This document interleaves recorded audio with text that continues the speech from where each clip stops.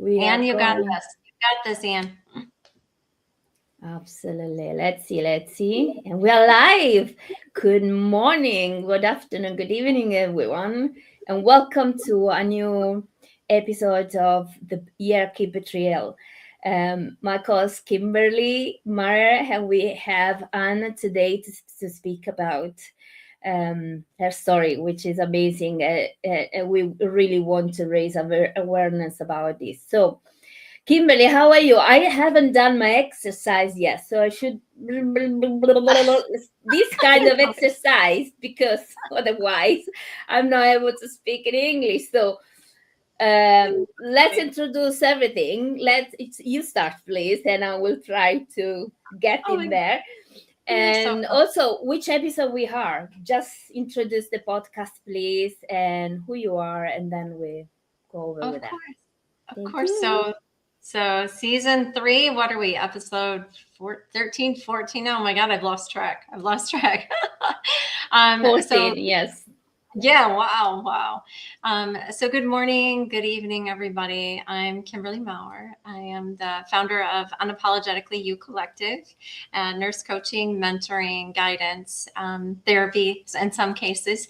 But I am joined today with Dina Paoloni and Anne Jones, and we are having a conversation today that kind of it's not easy to talk about. I'll just be absolutely honest in that regard. It's not absolutely easy to talk about, but thanks to Anne's bravery and that of so many other people. Good morning, Anne Wax.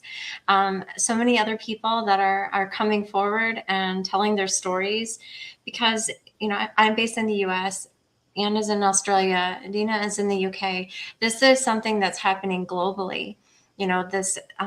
This betrayal and the backlash from speaking up, because we've been told our whole careers, if you see something, say something, speak up, protect people, protect your patients, protect your colleagues. And we're finding that that's not the case, isn't it? It's no longer the case that it's okay to speak up, that, you really do want to know what's going on. You really do want to hear the truth, because no, they really do not want to hear the truth. And we know in the family business, it's truth, loyalty, and no witness protection. So thank you both for allowing me to be here in this space with you, Dina. Thank you, Anne, for joining us. Dina, would you like to introduce yourself? And then we'll dive into Anne's story. Oh, and we cannot forget the disclaimer. Oh, my goodness. Yeah, please do. So if you don't mind, let's introduce Anne first. I'll go after, and I will bring the disclaimer just after me. And do you mind to introduce yourself first, please? Hi, everybody. Dina and Kimberly, thank you so much for this opportunity to speak on this topic of bullying. And as you say, it's not always the easiest topic to discuss, but I've got the absolute horror story of lived experiences of what happened just to me. And since I've actually come out, which was quite some time ago, and I am a whistleblower, and I own that proudly. I think there needs to be a lot more of it. A lot more people have come forth to me, and I am astounded and absolutely gobsmacked at how prevalent. It's like a disease, the bullying and the nepotism and the whole health systems in a mess, So, yeah, I'm happy to talk about it. So do you want to do your disclaimer, Dina? Yes. So welcome everyone to the Hierarchy Betrayal, episode 14 and season 3. We are so glad you are here. I'm Dina Paoloni, your co-host. I am an international educated nurse, moved from Italy to UK, and I built my career twice. In Italy and UK, I became a career coach for international educated nurses. And with Kimberly, I host this amazing podcast that see your engagement so much, because in this podcast, we want to talk about all the unsexy thing of nursing and also the bad things of nursing. So every episode is full of amazing conversation because we have amazing guests, but also because we have you, an international audience who are very so active and happy to share opinion, support, and challenging us as well, because we want to be challenged. We have no we don't hold the truth, but we want to share stories so that the truth can come out. So without further ado, we have this routine. We start first with a disclaimer, because again, what we say is not the truth for everyone, but it's the truth of the story that we bring on the table. So let me bring to you the disclaimer. Disclaimer: the Hierarchy Betrayal podcast. Warning: unfiltered, unscripted, unapologetic. This podcast is brought to you by two nurses who've had enough of the BS. We're talking about the real healthcare system, the one that exploits nurses, commodifies patients, and protects profit over people. What to expect? Zero scripts, just raw, honest conversation. F-bombs, probably more than a few. We're passionate, not polished. Uncomfortable truths. If you're a manager who's complicit in the hierarchy betrayal, this content may cause discomfort, embarrassment, or a sudden urge to defend the indefensible. Not suitable for sensitive managers allergic to accountability, anyone invested in maintaining the status quo, those who prefer their healthcare conversations sanitized and corporate approved. Suitable for nurses tired of being used and abused, healthcare workers ready to call out the mafia, anyone who believes patients deserve better than a system designed for profit. If you're here, you're ready for the truth. Welcome to the Hierarchy Betrayal. And welcome everybody. Please, we are streaming from Facebook, LinkedIn, and YouTube. So we want your opinion. We want this conversation be open to everyone. So please, if you feel so, leave a comment, share your thoughts. You can either be public with your comment. You just need to allow the platform you are watching from to give your name and surname. If you want to stay anonymous, we respect your decision. You can still able to leave a comment without being recognized. But please, if you feel that you want to send private message to us after this episode, is fine as well. Don't feel obligated to share your comment only below the live stream. Okay, so thank you for coming. We really want to talk about bullying, and the title of the podcast is Bullying Disguised as a Tough Leadership, and I think we should start from there. And we want to start telling a story. So I think Kimberly is with me. Please, share your story, when this began, what happened, how you actually whistleblowed what's happened, and all the action after. Please let us know, because we want to also understand if it is safe to speak up. No, well, thank you very much. Okay, so my name's Anne Jones, and obviously you can hear by my accent I was born in the north of England. I came over here at the age of 19 with my family. Within a few years I got married. I was living in Queensland at that stage, and then all of a sudden within a few years I found myself going to Cobar with 2 young children. My youngest daughter Chelsea was born there. I've got 3 children under 4, and then we moved to Broken Hill. This is now in 1990. I was a stay-at-home mum. Loved my children. That's what I'm, all about. I was a pretty selfish person before I had the babies, and then it was all about them. So I've always had that nurturing thing about looking after little people and other people. So the youngest one goes off to school, and then I'm at home twiddling my thumbs, and I thought, I'm going to go and get myself a little job somewhere. So I ended up working in a nursing home, and actually started off in a laundry in a nursing home.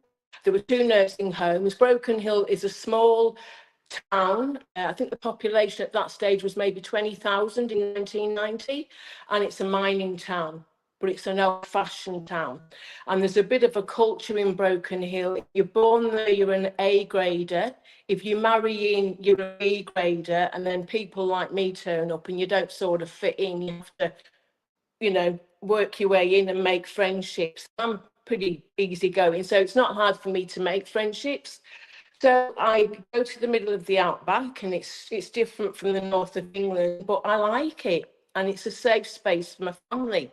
So I get this little job, and it's working in the laundry, not the nicest of jobs, but the money's good, and it suits me because children are at school, I can be home, so life's going along nicely. I'm doing that job for about maybe 18 months, and we had this lovely woman who was actually my neighbour, and I'm going to name Wendy because she's also my mentor, Wendy Chanouth, and Wendy's also the witness to everything that I went through. And after they got rid of me, then they came for Wendy because she knew everything. So Wendy at that stage was the director of nursing of this St. Anne's nursing home. And we used to talk, but we didn't socialise as neighbours, but we knew each other. Our husbands worked together. And she said to me one day, she rang me up on a Sunday, and I had a 3-week roster. So one week I'd have Monday, Tuesday off. The following week would be Thursday, Friday, and the third week would be the weekend, and it'd start again. And I looked at my roster, and I had Monday, Tuesday, Wednesday off. And so Sunday evening, I get a phone call from Wendy, and she said, have you checked your roster? And I said, yeah. I said, there's an extra day there. Thanks for that. And she said, oh, you'll thank me after. She said, you're not having days off. She said, tomorrow I would like you to present to St Henry Nursing Home to do an AIN course to be an assistant in nursing. She said, you wasted in the laundry. Oh, okay. Yeah, all right, thanks, Wendy. So, of course, then I'm now entering the aged care sector as an assistant in nursing. And I loved it. And I really liked interacting with the people, and I'd had these little people of my own. So it's other people I'm looking after now. And I've always been brought up to respect my elders. So I'm doing this job then for about 18 months. And then the TEN position came up, the training enrolled nurse. And Wendy said, go for it.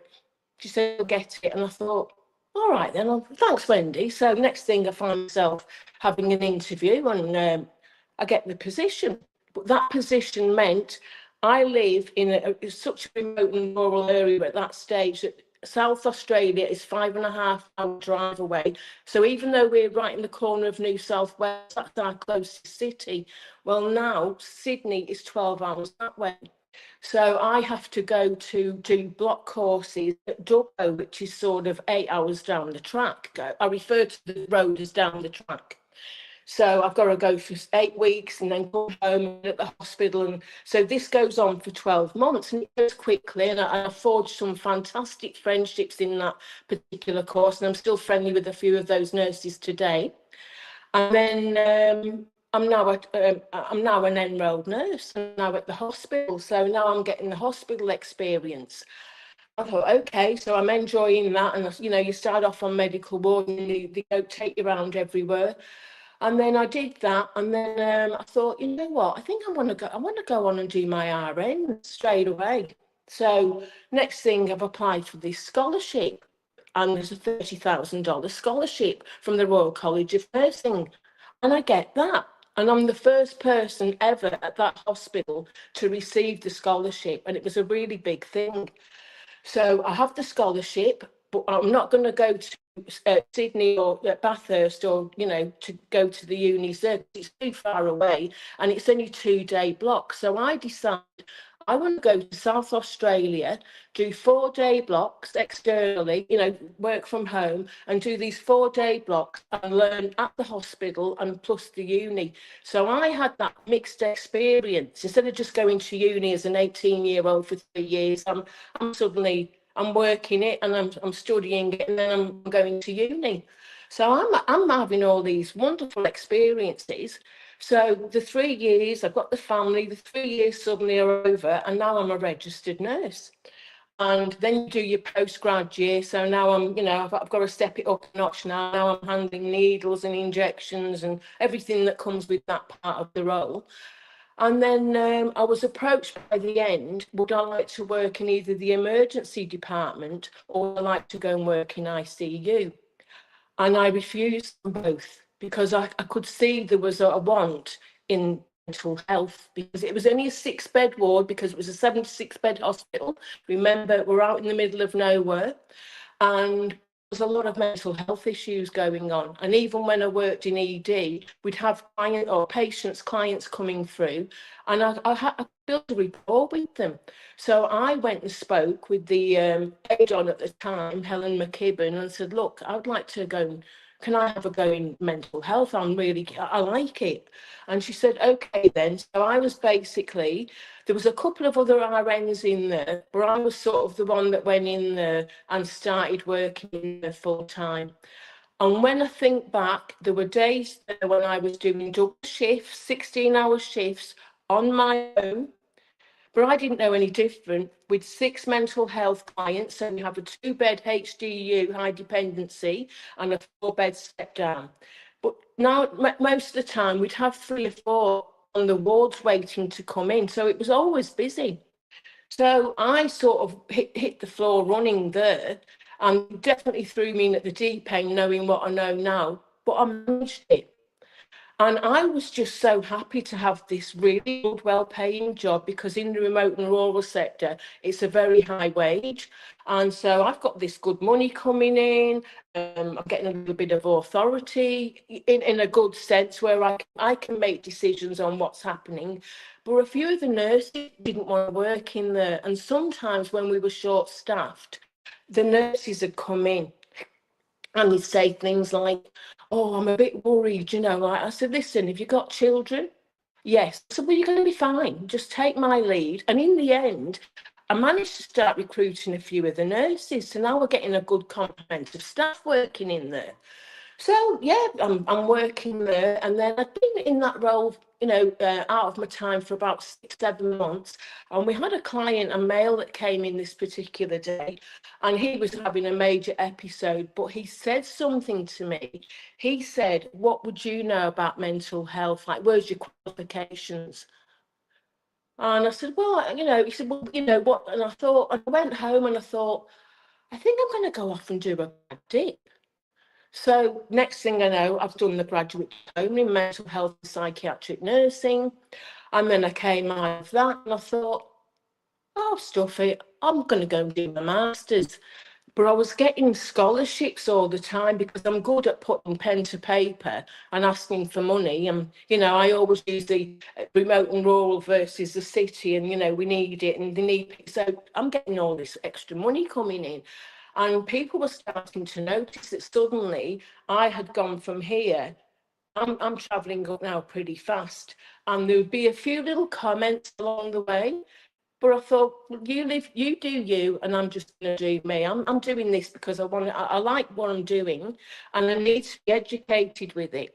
So suddenly I've got my master's, and then I thought, okay, well, I think I'm going to go and see if I can become a clinical nurse specialist. So I ended up doing that. And I had to go and have a conversation with the director of nursing, and her name was, which is the ex now, her name was Dale Sutton. And so sort of had to negotiate the way around it, but eventually I got the CNS position, had to prove I was worthy with her, and I proved it. Hey, look, I'm invested, I've educated, and here we are. So, so I'm now a clinical nurse specialist. And it was quite hard for us, to maintain regular psychiatrists. So when we had them, I would really make sure that I was catering to them, because we need good psychiatrists, and we've always had really good psychiatrists, but we had lots of locums. So now I'm working with all different personalities, and the nurses, but it's all cohesive and it's running nicely.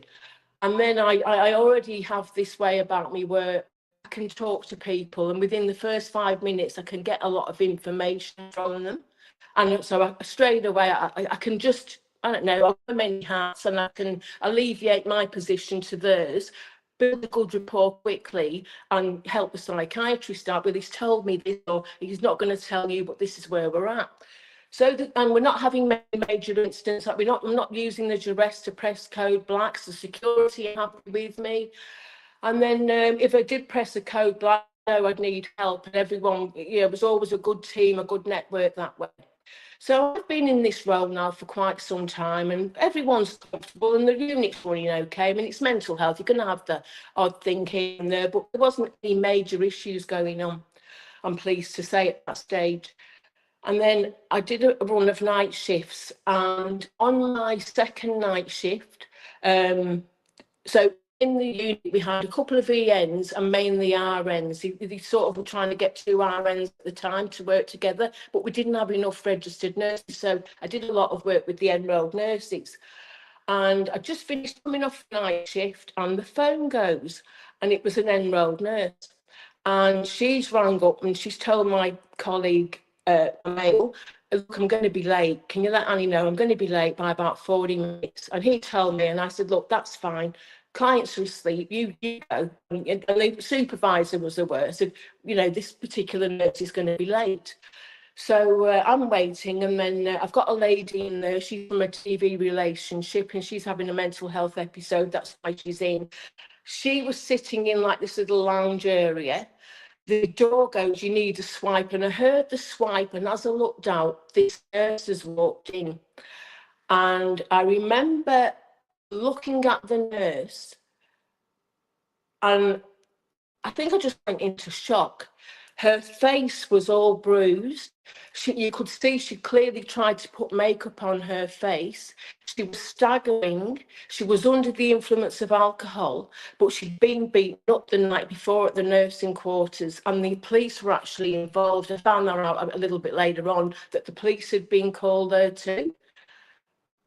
So straight away, I'm getting her into the office. The client is now upset because she's, so that was the start of really what just went berserk after this. So I said to her, I had to ring the supervisor up. She was trying to do handover with the, and I said, look, I'm sorry, you need to come down here. You need to come down now. This is an emergency. Now, I don't normally talk like that. So she knew, so she came down. And I said, look, I said, I'm sorry, but she can't work. I've named her now. I said, this woman can't work. And she just looked and went, oh my God. I said, I'm going to take her to ED. She's now grabbing someone from medical ward and to just cover.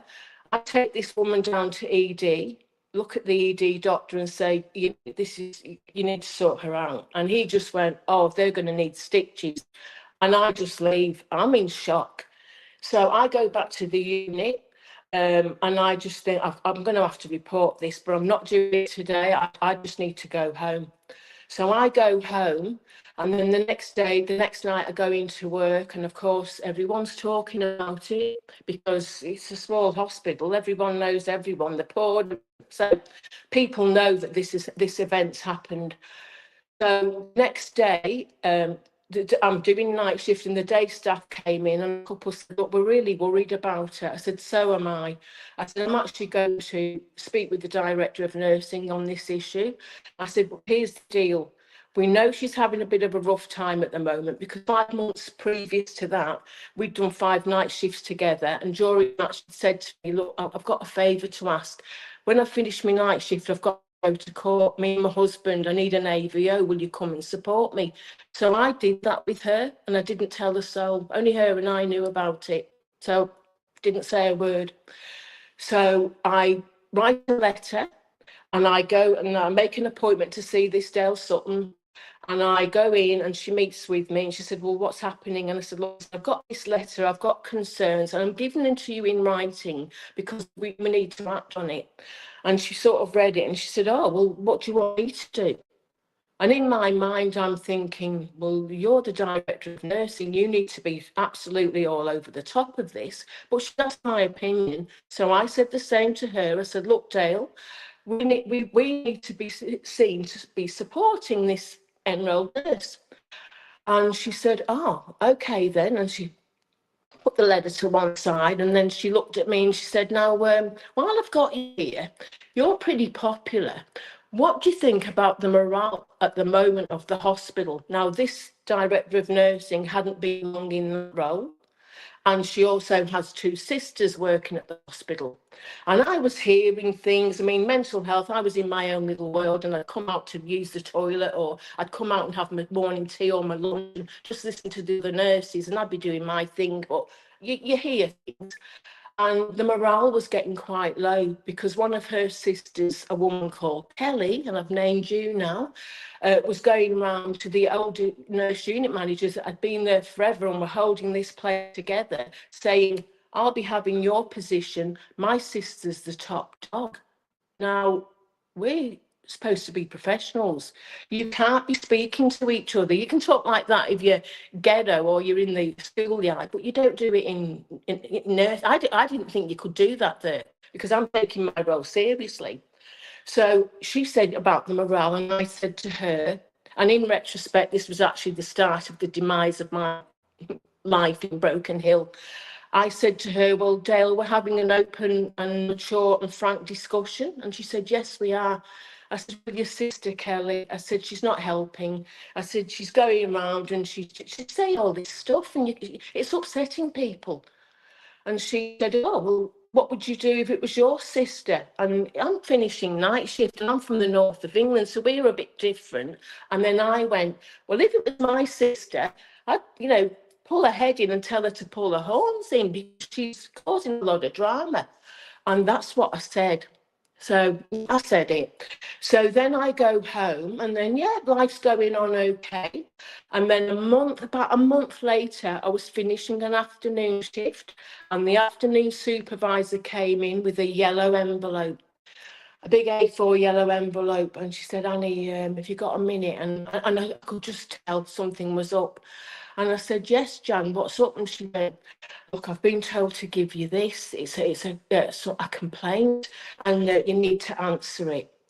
So I said, okay. And so I've got my bag and I'm walking out the back. And I only lived a 3-minute walk from the hospital. I was a block away. And as I'm walking out the back, I'm opening it up and I'm reading this letter. And I couldn't believe what I was reading. It was a letter from Dale telling me that I had breached Pam's confidentiality. How? How have I breached this woman's confidentiality when she's turned up inebriated and I've got to send her off to ED? And everyone was talking about it. And I've gone in there saying we need to be seen to be supported. And then I thought, this is because I've said something about her sister. That was my first thing. And I still believe that to this day. And I'm open now. No one can do anything to me. I'm just telling everyone the truth. So I go home. I've never had a letter. Sorry, I'll stop you. Sorry, I apologize. Because before you go ahead with giving more detail, I'm not sure if I understood well, because also, at least for me, the line cracked a little bit. So what I understood is why you made your career up, studying hard and taking all this opportunity, and you're going to work to this hospital. And one night, you basically understood that there was an episode with a nurse came up to the shift. She was unwell, heated, and having a problem with the husband, if I understood well. Yes. And then you reported, you helped this lady, but then there was also a conversation with the sister of the head of nurses, right? No, the director of nursing asked me about the morale at the hospital because people weren't happy, because the director of nursing had 2 sisters and one of the sisters was going round, unveil threats to senior nurse managers saying, I'll get your job from you. My sister's the top dog. And she was upsetting the flow. So this was related to the incident with that nurses be eaten, or is... Yeah, so the fact that I had that discussion with the director of nursing, in my mind, is what started her coming at me. How dare I go in there and speak to her like that about her sister? Okay. So thank you. Yes. Thank you. Yeah. So I now have this complaint. I've never had a complaint in my life. I'm beside myself. I'm embarrassed. What the heck's going on? So I answered it. And so it was like her throwing out an empty net and expecting me to fill it so then she can get something to pin on me. So I've answered it, and the next thing I get a letter saying that on the balance of probabilities, I'm guilty. Guilty of what? So then I thought, okay, this isn't sitting well with me. So, all right, what's she going to do now? So then I've got a few days off. I'm at home, and mid-morning, I get a knock on my door, and I have a huge big Doberman. I'm really I look after myself, and a huge big Doberman at the gate. And there's an Irish nurse who was an agency, and she'd only been there for 3 weeks. And she was knocking at my door frantically. I opened the door and I said, Mary, what is wrong? I thought something had happened overseas in Ireland. That's how upset she was. She said, can I please come in? She said, I'm so sorry to come to your home. Can I please come in? I said, of course, I'll make you a cuppa. What's up? And then she handed me this piece of paper, an A4 piece of paper. And it was from Dale Sutton to all of the staff under me in the unit, an A4 piece of paper with RN and Jones on it 9 times. Have you ever seen RN and Jones be aggressive? Do you know of any times and dates? And I said, what is going on? And this was a huge blowout for me, because Mary looked at me. She got really physically upset and visibly upset. She started crying. She said, this is why I've left Ireland. She said, I don't want any part of this. She said, something like this happened to one of my friends and she suicided. Now, I heard that and I was like, oh my God, what is happening here? So she said, please don't let them know I've given it to you. So I actually said that someone left it in my letterbox. This happened a long time ago. So I said, I swear I will not let the soul know. And I said, who's got this? And she said, everyone has got a copy of this letter in the unit, including a couple of agent nurses, and one of them, you've never even met her. She'd had this letter about me for 4 days, and they were all discussing me in the nursing quarters where they all stay. So I thought, oh no, hang on, this is getting out of hand now. I need to nip this in the bud. How do I do it? Because the Broken Hill mentality is, it's like the army. You've got your soldiers, you've got your sergeants, you've got your warrant officers, you've got your colonels, you've got it's the same. That's how she was running the hospital. So I thought, I've really got to sort this out, because this is, and I could feel, I knew it was all going to end badly, but I didn't realise how long and how prolonged the bullying was going to be once they started. So I thought, all right, what I need to do now is I'll ring the union up. So I rang the union and explained to them what was going on. And then next thing, a couple of days later, it's a Tuesday. It's always Tuesdays with me. I get a phone call at 4 p.m. Tuesday afternoon from the New South Wales, Nurses Union. They're 12 hours away in Sydney. I'll cut back. The director of nursing, before she became the director of nursing, was our head union delegate. So she knows everybody. They all know her. So this lady rang me up. Her name was Donna St. Clair. And I said, good afternoon, Anne Jones speaking. She said, good afternoon, I'm Donna St. Clair here, Nurses Union, wah. She said, now I need to let you know. And I went to speak, and then this woman said to me, Anne, be quiet, I'm speaking.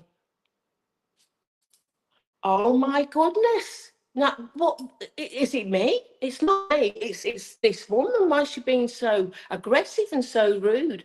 She had her say, and she said, you will keep this strictly confidential. You will not tell a soul, because, your position's at risk. So, of course, I need my position. I've got mouths to feed, and I've got, the mortgage is due and the bills are coming in. And okay, well, All right, so the next morning I get up and it's another day off. I just go into my study because I'm looking at these letters thinking, why is all this happening to me? I can't believe I'm involved in something of this magnitude. I thought that was a magnitude until it got bigger than Ben-Hur. So I checked my email, and this is how it started for me when I realised how long tentacles go. I received an email, but it had been sent to me, and it was from this Donna St. Clair, the union representative, and this is how it went. Dear Dale, thank you for your return phone call last evening. Now listen, I've spoken with Anne. We're going to have no problems with her. Nothing will come of it. I've got the email, I've kept everything. And I read that email, and I printed it out, and I looked at it, and I thought, oh, okay. So now I've got a director of nursing and my union representative are in cahoots together. What am I to do? Where do I go now? So I thought, well, I don't trust the unions, especially when I see that sort of thing happening within 24 hours of me talking to this woman. I thought, I know, I'll go and see the local lawyer. So I went down and made an appointment with the lawyer. So embarrassed having to tell him what had happened because, I didn't want him to think I was this witch, this horrible person. And he looked at it and he said, I'll send a cease and desist. He said, and I'm going to put her on notice because you're right, she has breached your confidentiality. So he sends a letter off. I'm going back to work at this stage now. Now I'm walking into the office and no one will look at me. It's like I'm in a room full of strangers. I've worked with these women for years and suddenly I'm being ostracised. And I don't think it was a case of them being nasty with me. They were being fearful for their positions as well. I look back. It was just horrific.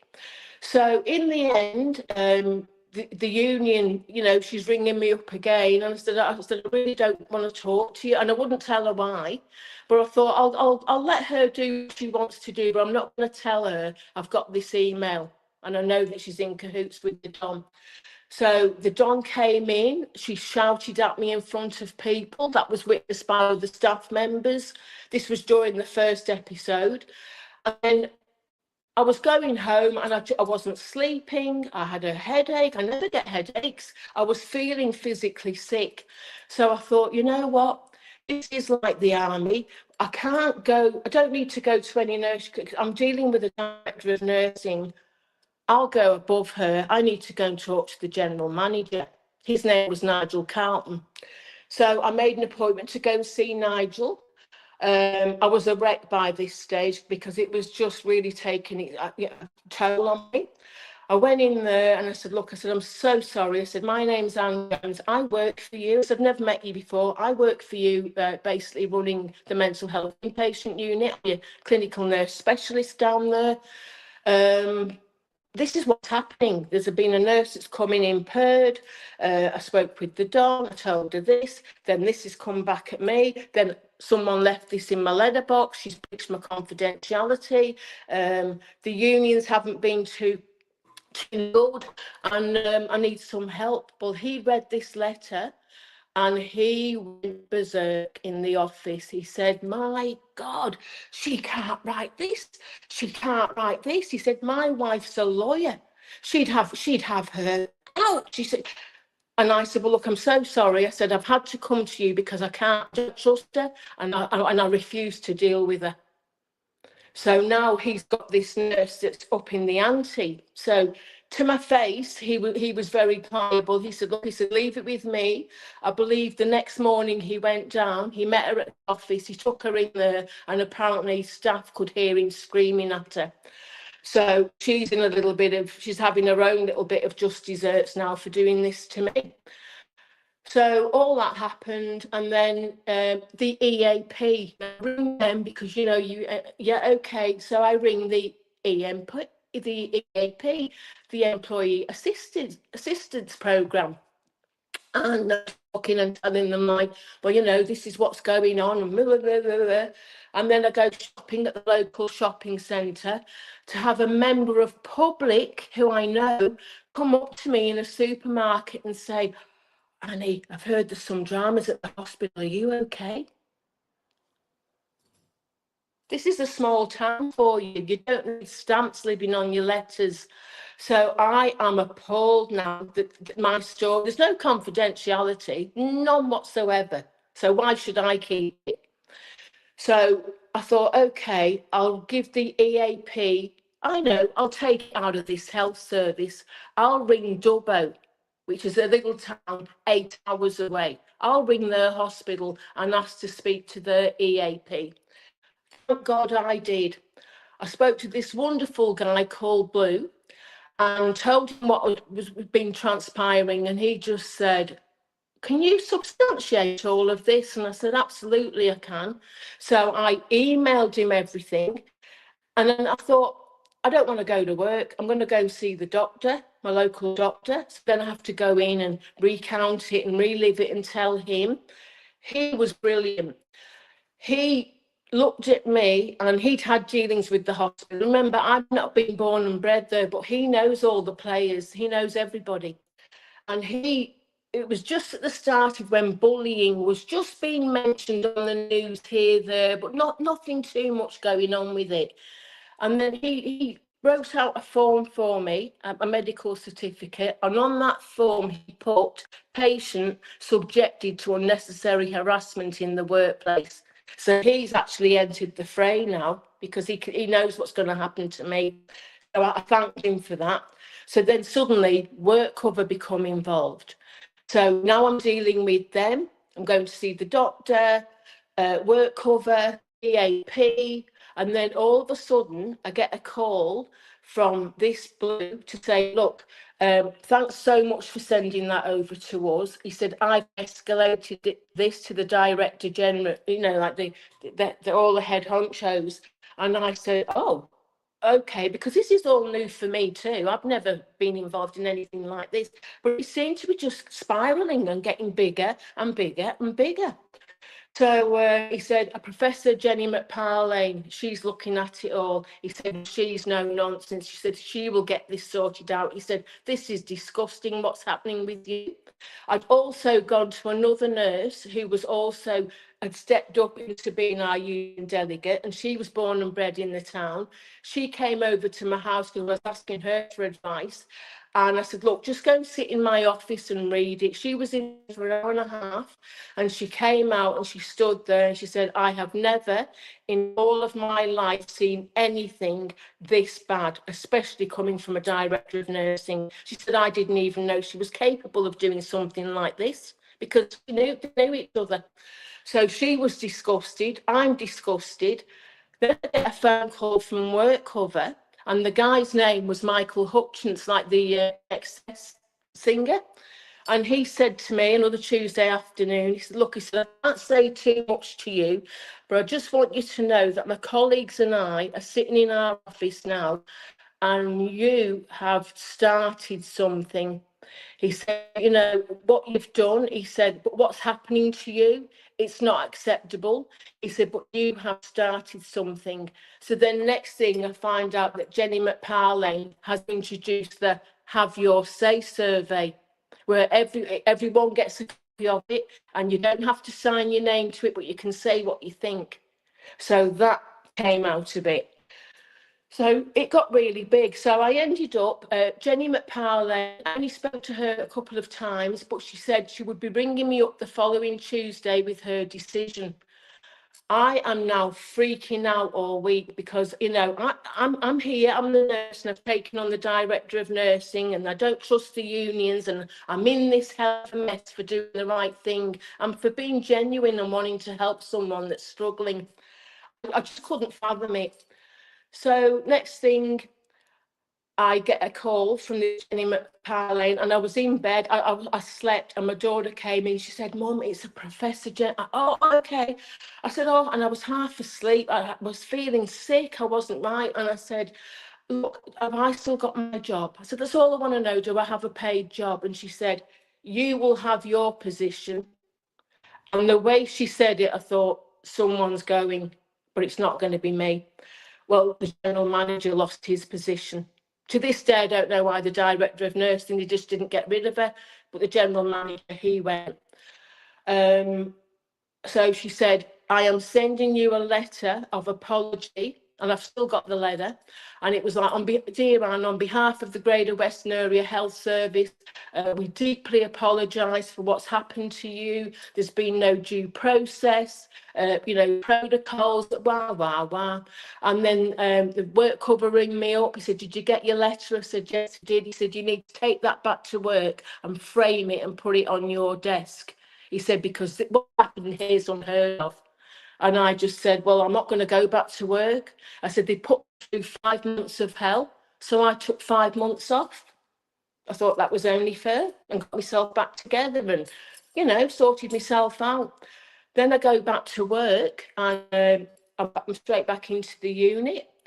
Well, in retrospect, I shouldn't have taken those 5 months off. I should have just gone back, because by the time I got back, they've now got 2 agency older nurses from New Zealand, registered nurses. I'm a clinical nurse specialist. One of them's now the acting nurse unit manager. The patients are all out. There's no structure.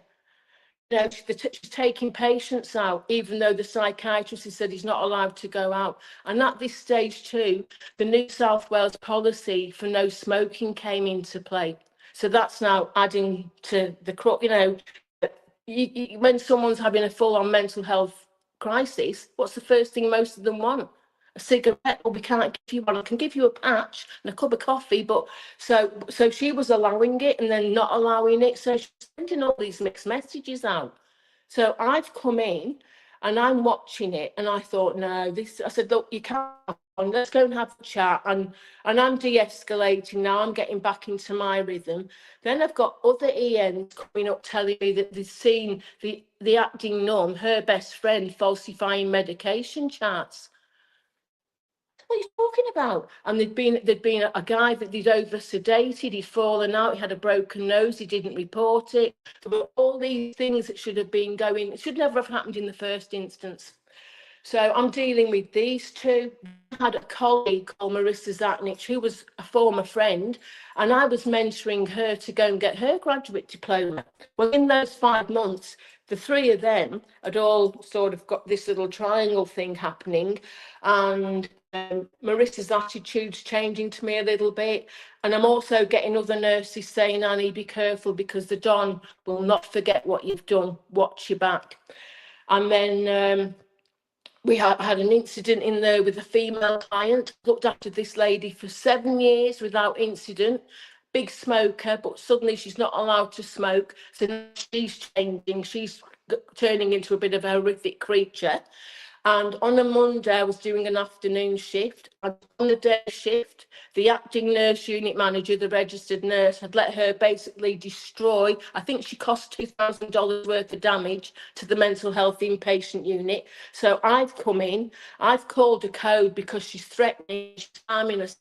I've had to call a code, and now I've got to seclude her and give her an IM to calm her down. And the same lady had actually turned up at my home, I think just over 12 months beforehand. I wasn't in the phone book. And she just turned up not long, it was Easter, and she had my birthday's in January, but she bought me a silver pen, a little box of chocolates and a bag of oranges, and she's at my gate.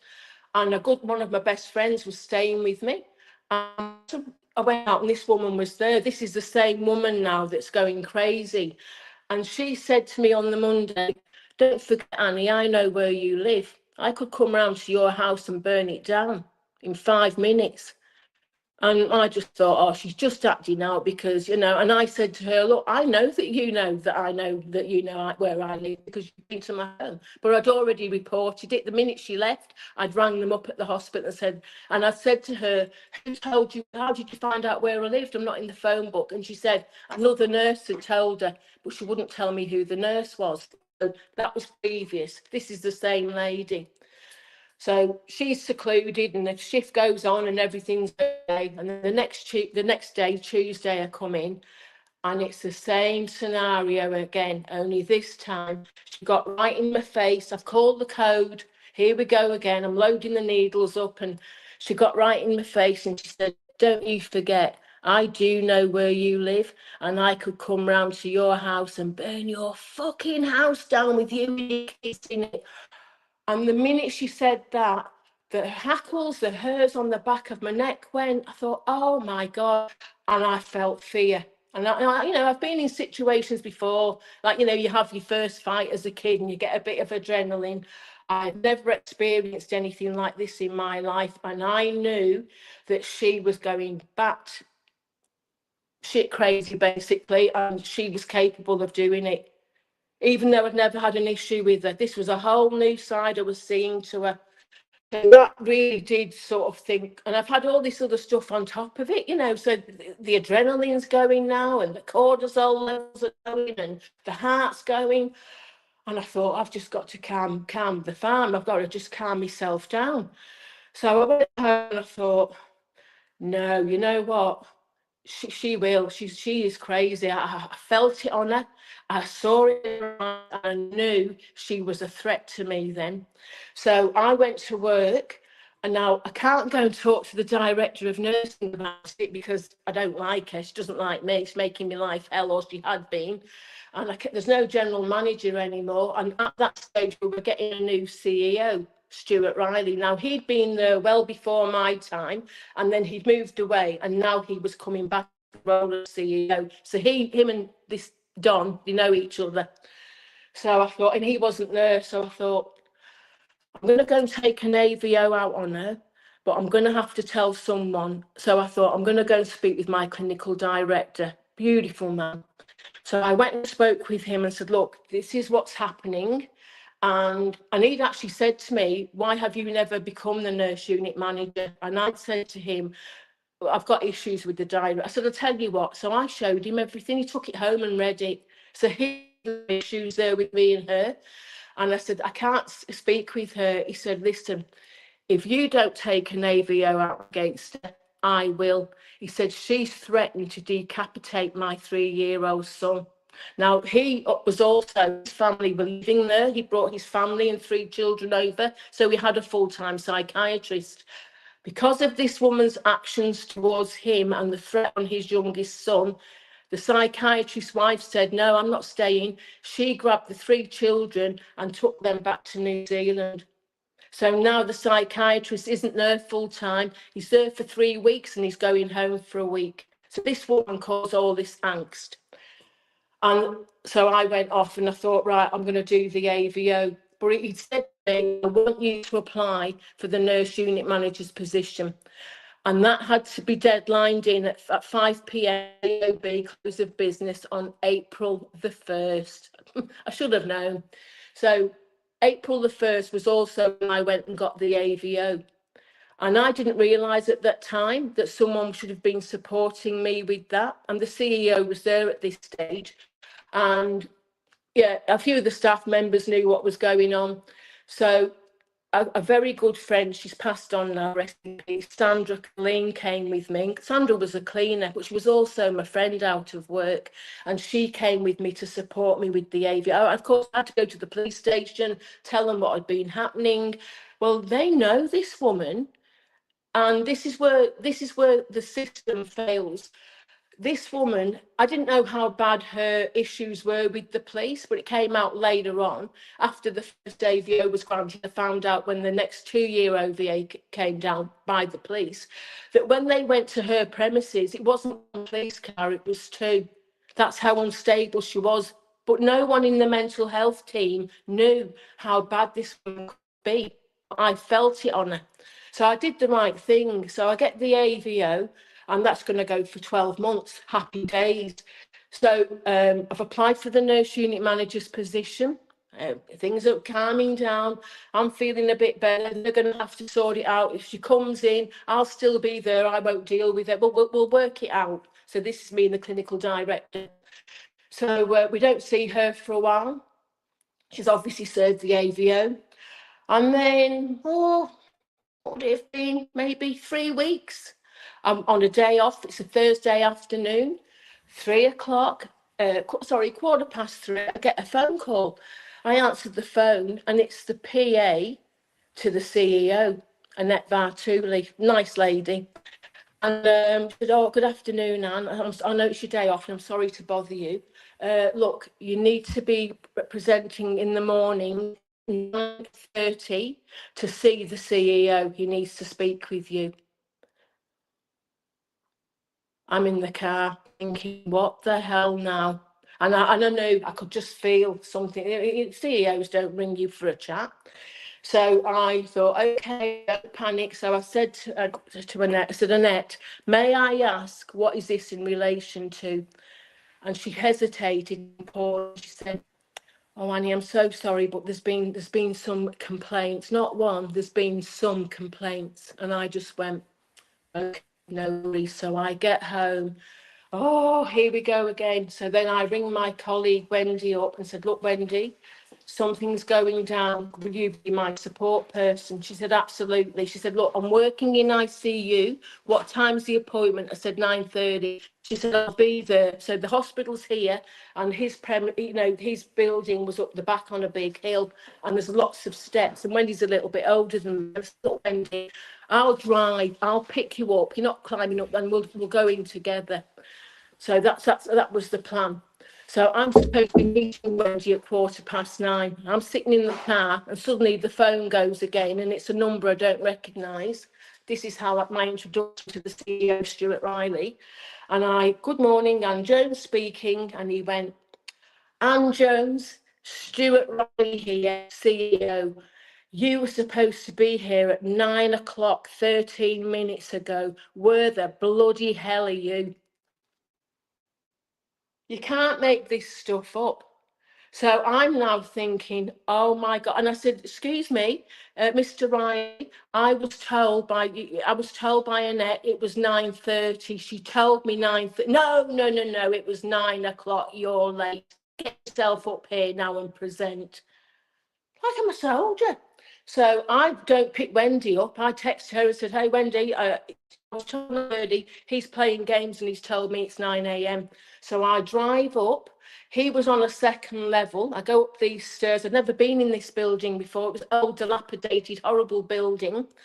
And I go up to this second level. And as I come up the stairs, there's this huge, long corridor. And the little I'm tall and furry. I've got a good size to me. He's a lot smaller. And he was stood there with his arms, just glaring at me in a stance with his legs spread apart. And the body language alone was just speaking volumes to me. And he looked and he went, you in there. So he had an office and there was a little room with like a round table in it. And I thought, do I say I'm sorry I'm late? No, I'm not going to apologise for being late because I was told 9:30. And I said, okay. So I went into this office and I didn't sit. I thought I'll wait to be, seated. I'll use my manners. And then next I could hear keys and then Wendy's on her way and Wendy's coming and she's just looking at me because obviously he's give her a bit of a look because he realises I'm bringing a support person. He's not going to do this to me on my own. I've learnt now to have a support person. And so he comes in because Wendy's there. He calmed it down a little bit, but he was horrible with me. And he said, have a hi Wendy, long time. And they're having a bit of a chat and Wendy's good and she's having a chat trying to calm him down a bit and I'm just watching this interaction thinking I am a stranger here to whatever's going to come now is going to be full on. Then he brought a woman in with him and then he looked at me and then he produced this yellow, it was about this thick. And I remember seeing it and I thought, oh my God, what now? And he just got it and basically threw it down in front of me and said, now listen, he said, there's been a lot of complaints about you and your conduct. I think associated, to be fair. No, I mean over here. I was listening and I was watching it, but I was over here somewhere, and I was in shock. I was fearful. I was trying to rationalise in my head what they were doing. Why were they doing it? I've not done anything wrong. Is this all coming from the EN that was drunk? What the hell's going on? And he said, and it's also come to my attention that you can't maintain a therapeutic alliance with the female client. You've taken an AVO. And I went to speak, but he wouldn't. He was talking over me. I just wanted to say, look, I've spoke with the clinical. Yeah, it's a legit thing. Sorry, Anne. Sorry, just a second. Just to clarify, because again, we got an international audience. The AVO is in Australia. I just look at apprehended violence order. So no one, okay. she can't approach me, and I can't approach her. She can't come anywhere near me. But we were going to make an allowance if she had to come into the hospital. Okay. Okay. So thank you. Thank you for clarifying. Yes. Sorry, Dean. I'll slow down a little bit. Sorry. I'll just have a quick drink of water. Sorry, because I can talk. So he said that, and I was like, he's not going to. They want me out, and that broke my heart in that moment, because I thought, this is from the director of nursing, because he wouldn't have done this. This is coming from her part, you know, and the nurses, whoever they are. Well, I found out it was 3 nurses. It was the acting nurse, her friend, the 2 agency nurses, and Marissa had got together and colluded all of this. None of it was true. And as I was leaving, just before I got up to leave, because I've learned now how it works, he said, have you got any questions? And I said, I've got one. May I please have the name of the person or persons levelling these allegations against me? And can I have a copy, please? And he looked at me and he went, no, not at this time. So hang on a second, let's just cut back. I've just had a letter, and a general manager's just lost his position because I haven't been afforded procedural fairness, and now he's not giving it to me. This is the system. The system is flawed, broken, corrupt and outdated, as are the people in it and with powerful positions. And I think most people would agree, if you're in a city, you get it there, but it's different because more eyes are on people. There's more people that can see things going on. When you are in a remote and rural location, they just play their own games. And it wasn't just me they were getting rid of. In all, at the end of it, there was over 50 nurses that had resigned or they pushed out the door. But I was the one that stood up to them and just went, oh, I'm from the north of England. We don't play like this. I've been brought up ex-army. I know how it works. So that part happened. And he said to me also that this is the Friday morning. It's about 10 o'clock by the time I'm leaving. And he said, I'm going to fly into Sydney. I want all of these allegations responded to by Monday morning at 10 p.m. I can't get hold of the unions. By the time I've sent it, who's going to read it? So I then spent that weekend in my study in a hell of a state. Because sort of knowing something was going to happen, if I had to do an IMS, make a report of something that had happened, I would deduct the name out of it, but I'd take the IMS number home. So, you know, if there's been a code, and he said to me, you call a lot of code blacks. No, I don't. I pride myself on being able to de-escalate and being able to talk to people and not get to that stage. If I'm pressing it, I need help. It's beyond me, and you're there to provide that help. So he used the complaints, the AVO, and now I'm calling too many code blacks. And I remember walking out of there, and I remember my friend grabbed my arm, and she said, "Oh my God, he's going for you." And I said, "He is, isn't he?" I said, well, here's the deal, Wendy. I said, if he thinks he's just going to come up against me, and this is a bit crass, but cock his leg over me and have his way, he's got another thing coming. So I know now I'm going to have to fight him. So 9 a.m. Monday morning, I've got the headache. I thought I was going to have a brain aneurysm. I now present to Annette, actually, good morning, and I'm embarrassed because she's his assistant. She reads everything. I said, good morning, Annette. I said, I'm so embarrassed, but listen, here's my response to Mr. Riley. Could you make sure he has it, please, by 10 a.m. because I'm going to lose my job here.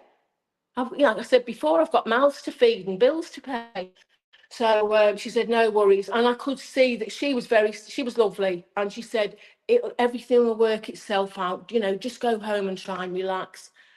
Try and relax, okay. But anyway, I went home and I wasn't allowed to go back. He stood me down. I was on pay, but he stood me down from being in the unit.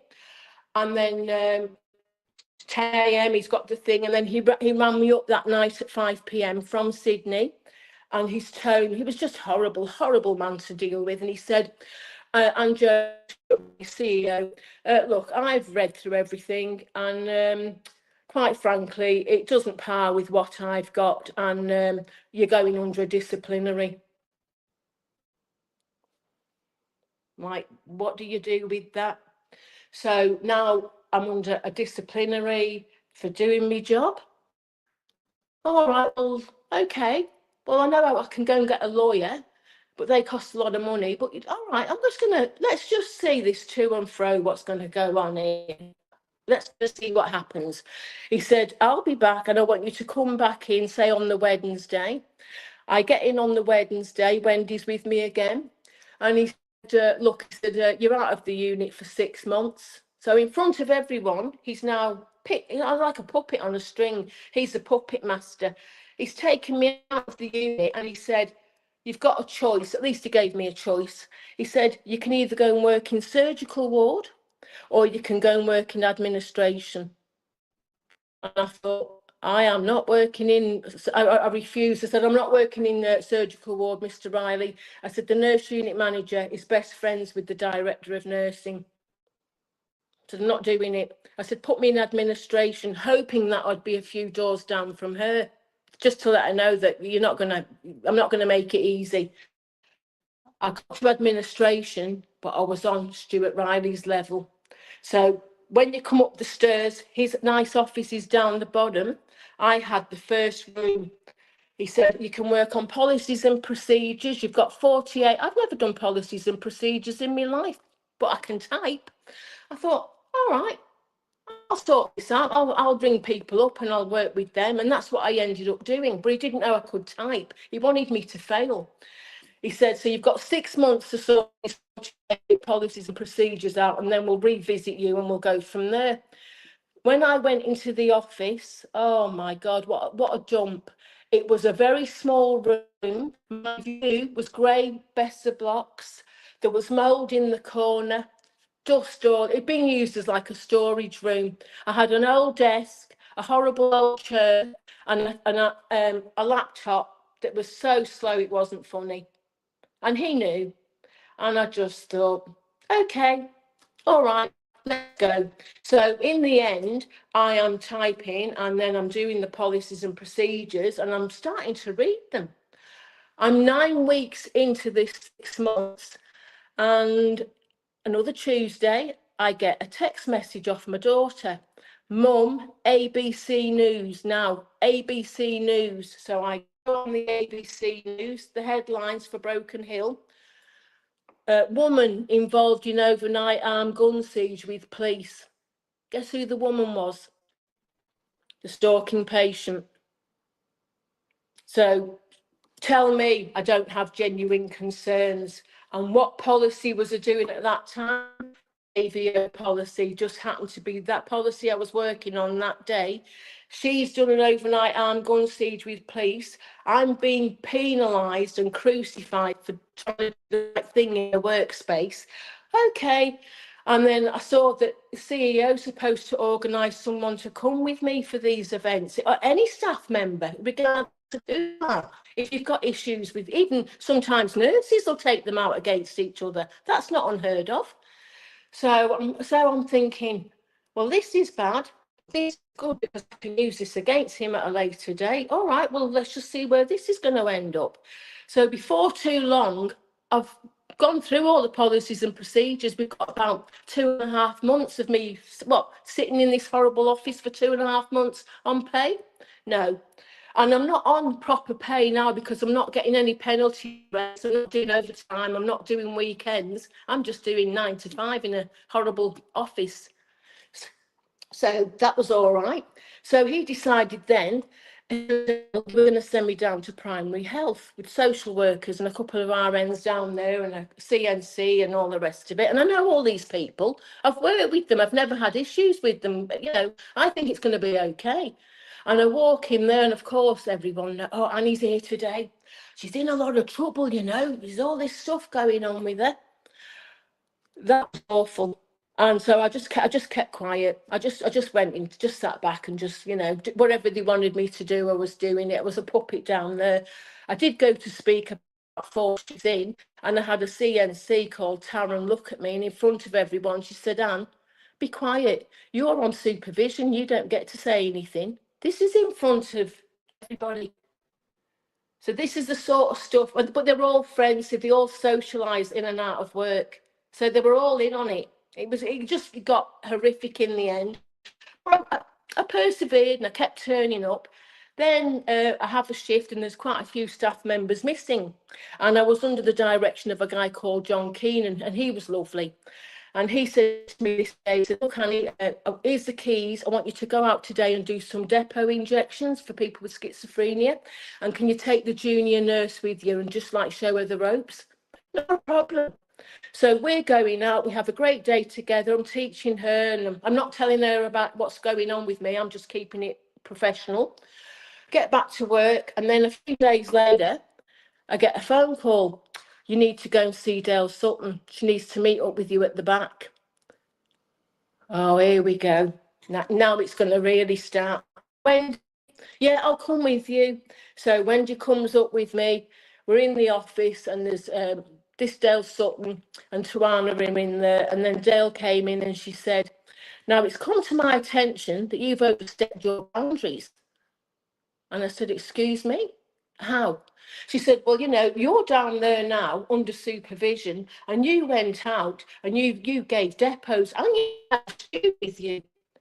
And I said, listen, and now I'm starting not to get cocky, but now I'm starting to just hold my ground. I said, Dale, everyone in this hospital knows that I'm under some form of punishment, and I'm still trying to work out in my own head why.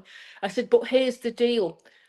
You have put me under the direction of John Keenan. He's a clinical nurse consultant.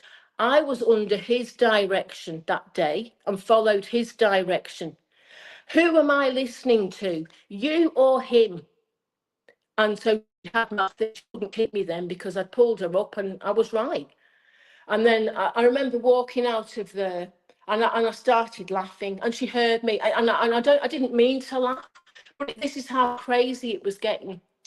So next thing I know, Stuart Riley then informs me he's put me to, now in Australia, we have nursing governing bodies, and the main one for registered nurses and practitioners is AHPRA.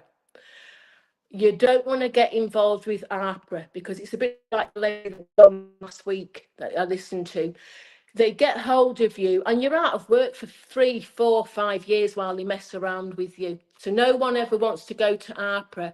So as soon as he said he was sending me, I'm waiting to hear the word AHPRA because they're here. He said, no, I'm putting you straight to the Healthcare Complaints Commission. Here's AHPRA. Here's the Healthcare Complaints Commission. Oh my word, like, are you serious? So next thing, there's a big investigation. I'm also interviewed by a Walter Zeiler at the very start of it. And I was also interviewed by a Professor Emir Cochrane, who was my university lecturer from Uni SA when I was doing my masters. I'd met her, I'd gone in and read my papers to her, and she gave me a HD for it. So I've met this lady. Now she's coming. I was feeling embarrassed. I was feeling ashamed. I shouldn't have been, but these are the things that you go through when you start speaking up. The more you speak up, the more they pile on you. So I've done my interview with her. It's gone back to Stuart Riley, and she's actually, Walter and Emir were fine, like fine, but then suddenly he's come back and said, no, I'm putting you to the Healthcare Complaints Commission. So they then send out 2 investigative reporters, you know, major costs, because they don't come cheap, and this is all taxpayers' money. Think on, it's all taxpayers' funds are all going into this witch hunt against me. Never ever spoke to me personally, but to Wendy, they spoke to the staff members, and so I now have to wait, and I've never been involved in anything like this, so I am waiting for months and months and months. And it was November, and it was getting like towards Christmas time, the staff parties and whatnot. And I had a friend, Sonia Peters, she's a good witness to it all as well. And Sonia was staying with me. And I said to Sonia, Sonia, I feel like I'm gonna pass out. I said, I'm gonna ring up the Health Care Complaints Commission and see what's going on with this report. So remember, he's put me through. He said he's going to do it about 4.5 months previously, and I'm in limbo, and I'm still not back in the unit. Oh, and I can't have that nurse unit position, the manager, because I'm under a disciplinary. So all these little things, just yet. All right, well, I resign that. I'm never going to be working there again. But let's keep this facade going. So I ring this guy up. He was an Irish guy. And I said, good afternoon, my name's Anne Jones, I'm calling from Broken Hill. Oh, hello, Anne, I know who you are. I said, yes, he said, there's a lot of crap going on over your way out in the sticks, isn't there?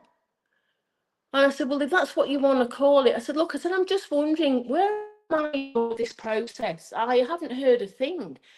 And then he went quiet and he said, excuse me. I said, well, I'm just wondering, when am I going to hear, like, what's the decision? I know you've had private investigators here. No one's spoken to me. And he said, you haven't heard anything? Are you serious? And I said, well, look, I said, I'm at the end of my tether. And he said, your CEO, Mr. Riley, has had that information for months and months. He knows. He said, you've been cleared. I said, and I didn't know whether to cry, whether to laugh. And I remember looking at Sonia and I said, I'm innocent. And she's like, yay. And he said, I'll tell you what I'm going to do. He said, I'm actually at an early Christmas party. He said, I'm going to leave this party now and I'm going to go back to the office and I'll have all the information to you within an hour.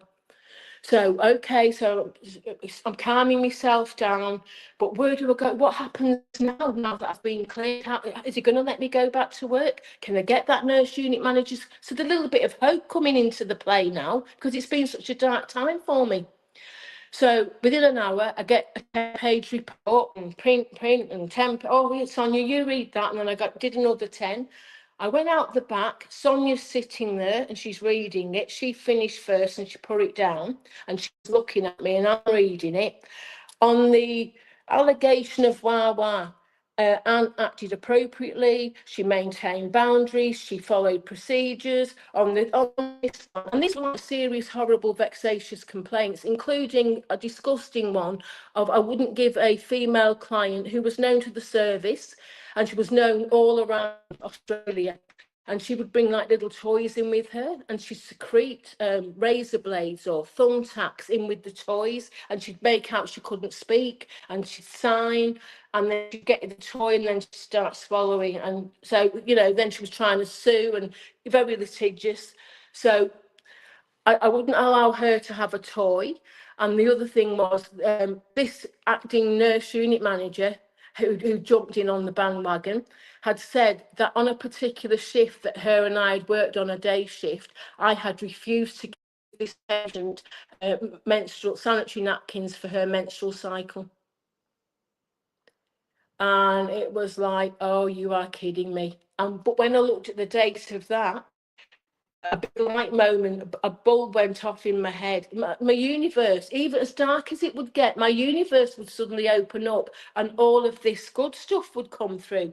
And the good stuff with that allegation was, on that particular day, I wasn't day shift, I was afternoon shift. And I'd actually gone in early, an hour and a half, not being paid, to let this acting norm that had made this vexatious allegation go, because she was flying back to New Zealand to go and catch up with her family.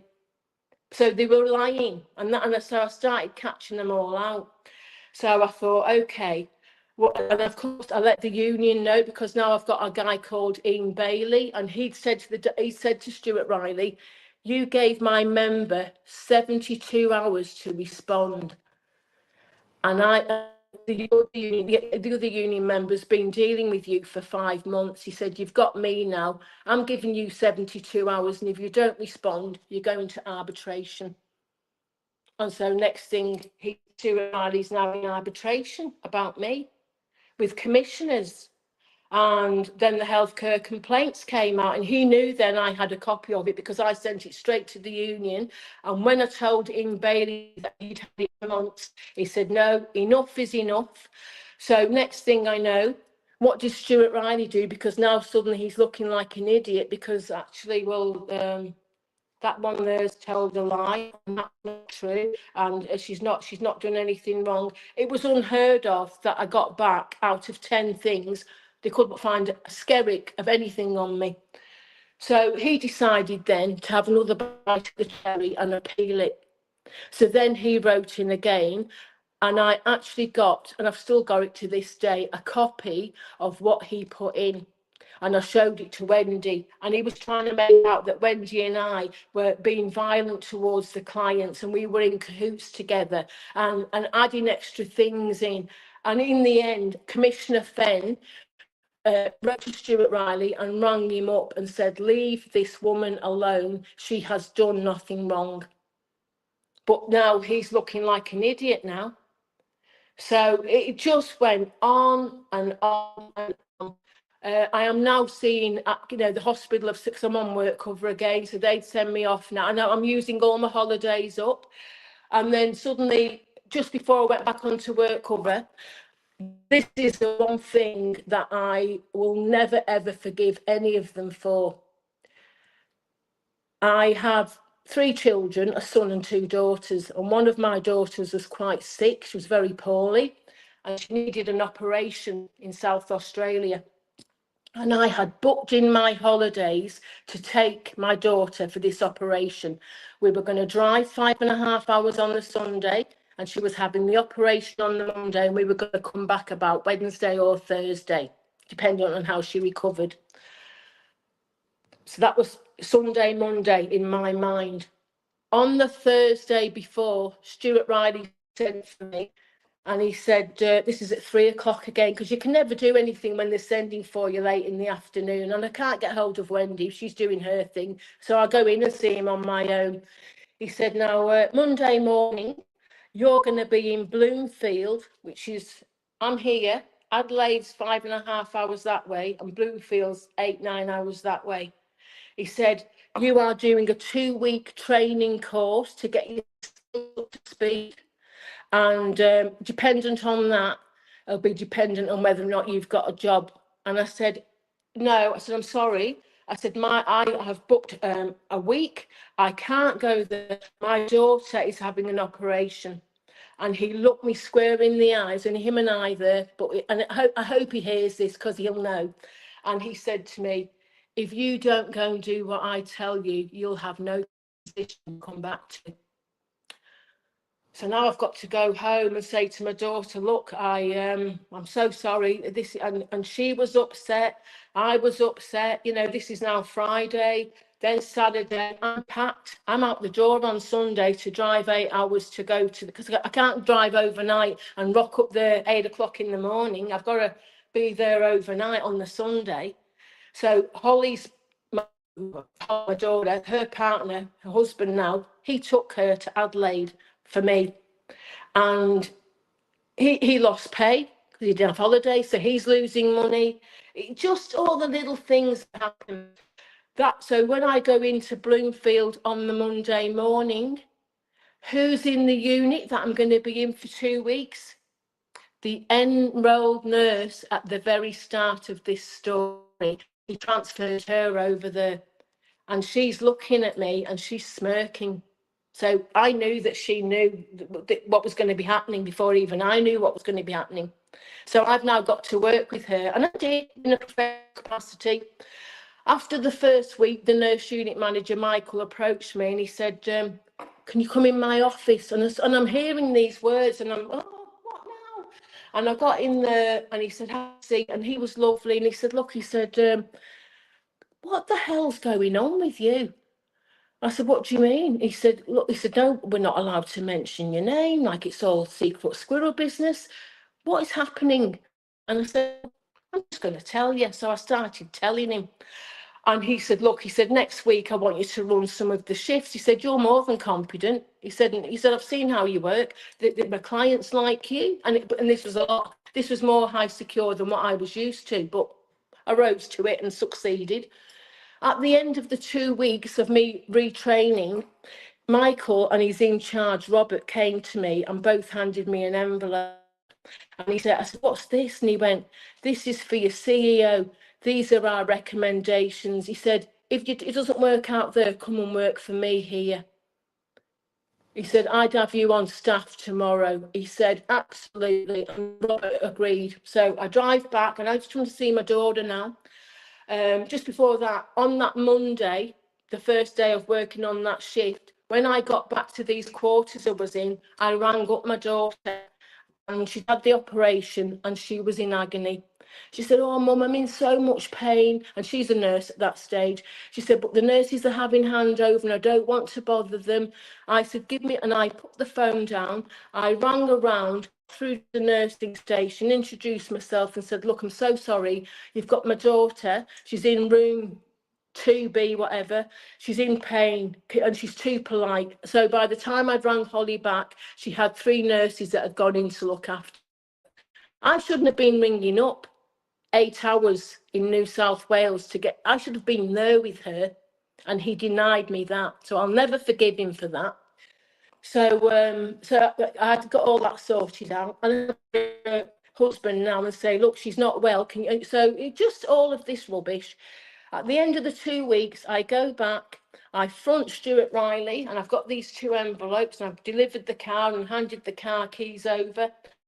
I pulled the envelopes out, and he said, what are those?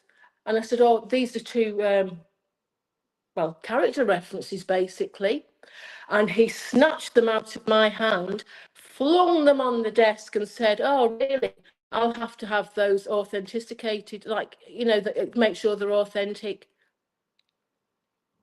That was the type of personality, total narcissistic lunatics. I was corrupt CEOs, keeping me dangling in the dark, going up against the Healthcare Complaints Commission, not being happy, being told that, hey, this woman's done nothing wrong. It's a circus. And earlier, people in the community approaching me because they've heard things. I don't know what's happening. Can you hear me? Yeah. So at the end, I went off on a bit of work again because I can prove everything. And I thought, how am I going to get these people? There must be something I can do.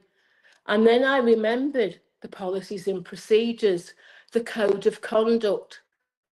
So I wrote to the Ministry for New South Wales Health, and that lady's name was Dr. Mary Foley. So I basically wrote her and posted off registered mail, but I also had to go see a psychiatrist for the hospital to make sure I was okay. And I wasn't going to do anything.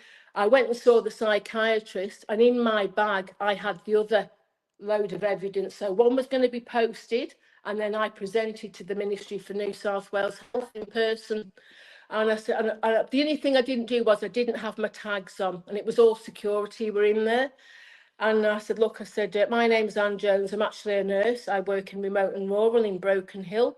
I've got something here, and I'd like it's for Dr. Mary Foley, the person that's in charge of this ministry. And is there any chance she could speak with me? Well, of course, she wasn't going to come down and talk to me. But by the end of it, I had 4 security guards around me because this woman's turned up, and I've got this big envelope. I said, this is for her. And I started that off, and this was nice and thick too because it had everything in it. And I said, this is what's happened with me. I commend you on writing this, code of conduct. But where I work, there's not many of us that actually adhere to it.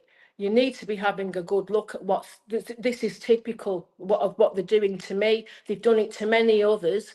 And then when I got home, there's another letter waiting for me, and it's a healthcare complaints one, because these are big white ones with the, and you know, and this is now the third health complaints one.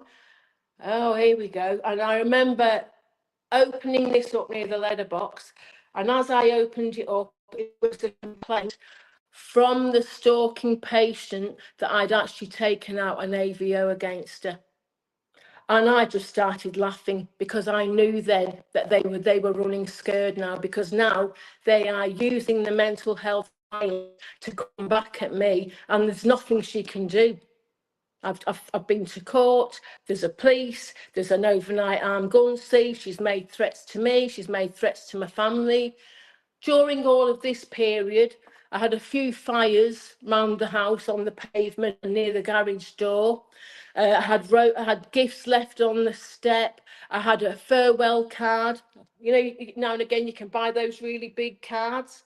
It was a farewell card, and it had a big question mark with "Guess who?" So I had all of this other stuff going on, and they were actually enabling the stalking patient to behave in this fashion.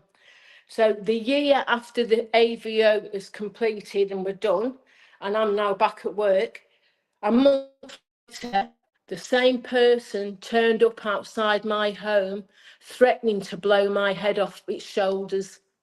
Remember, she's already been caught with a gun in her house. And I had no support whatsoever from Broken Hill Don, the CEO, or the general administration at that time. So I knew I had them when we had our little local newsletter for the hospital. And on the front page, it had Director General Mary Foley to fly out for a chat. I thought, oh, I'd love to be a fly on the wall when they get together for that chat, because now she knows what they've all been up to. I got correspondence from her office, not even from her, just basically saying, well, you know, we've looked into it and we're going to change a few things. No apologies, no nothing. So I thought, nah, this isn't good enough. I want to let everyone know, well, guess what? Now it's my turn. I've lost my position. I'm never going to work there ever again. Now it's my turn. So then I thought, I'm going to go political now. And at that time, we had Susan Ley, the Minister for Broken Hill, and the New South Wales Health Minister was a woman called Gillian Skinner. So I decided to sort of feel them out. Cricket, so then I went to the opposition. Then suddenly, a local doctor, Dr. Flecknoe Brown, he's now having problems. He's been there longer than me. He's a senior doctor. He runs oncology. He's having issues now because his wife had become the general manager, and I've never met his wife. I've seen her, but I've never heard one bad word about her. She's a lady, and she'd become the general manager, and she was getting issues, and so he wasn't happy. So he blew his whistle and he went to the papers, and I'd gone to the papers, and mine got a bit of traction and his got a lot more traction. And then suddenly a main newspaper, the Sydney Morning Herald, got my phone number, and then they're ringing me up to do an interview, and I'm sending them information off, and they can't believe it. And they say, look, this is big. Like, we're going to run with this story. It'll be in on Monday morning. And I thought, let them have a little taste of it now. Let them have sleepless nights. Let them see how it feels. Because if they can do this to me, they can do this to anyone. They just tore me apart in front of everybody. It was like having a professional rape of my career. That's how I look at it now. But I can talk about it. You know, I've done speeches on it, and I've broke down in tears. I don't do tears anymore because I'm hardened to it now. It just rolls off the tongue. Now and again, I might get a few mates mixed up. That's about me lot. So the Sydney Morning Herald, a lady called Kate Orbisman, she rings me up on Sunday evening because she's got my number. And she said, hey, Annie, it's Kate from the Sydney Morning Herald. She said, now look, I just need you to know the story's not going to run tomorrow. Oh, why not? Can I ask? She said, well, your CEO is spending a lot of money. You remember, it's all taxpayers' money. He's spending a lot of money to keep his name suppressed out of the newspaper so we don't mention him. So he never got a mention. So when I eventually ended up signing off from the hospital, I refused to sign the gag order. And I didn't have to go to Sydney because journalists can go in and sit on what's happening. And this story, so they paid 2 barristers to come out, to fly out to Broken Hill for a few days to deal with me and an arbitrator. And at those meetings, my children went and my Wendy. And yeah, we all sat there and listened, and I knew I wasn't going to sign off on everything. And they're putting a big hefty gold pen now. And I said, is this part here, is this like a confidentiality order? Yeah, but you know, if you sign all this, all the money will be in the bank, and be 48 hours, and you know, you can just get on and move on and live your life, live your best life. And I remember picking this pen up, and I got the pen and I just tossed it across the table because I'm over it all by now. And the arbitrator looked and he just said, what? And I just went, no. I said, I refuse to sign your gag order.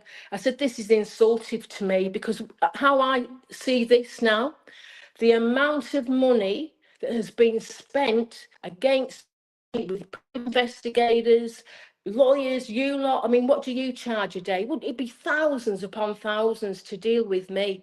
This is taxpayers' money. This is my money. You are wanting me to accept my money for them to behave in that manner and get away with it. I said, I'm not signing the gag order, but I signed that I wouldn't work there anymore due to ill health.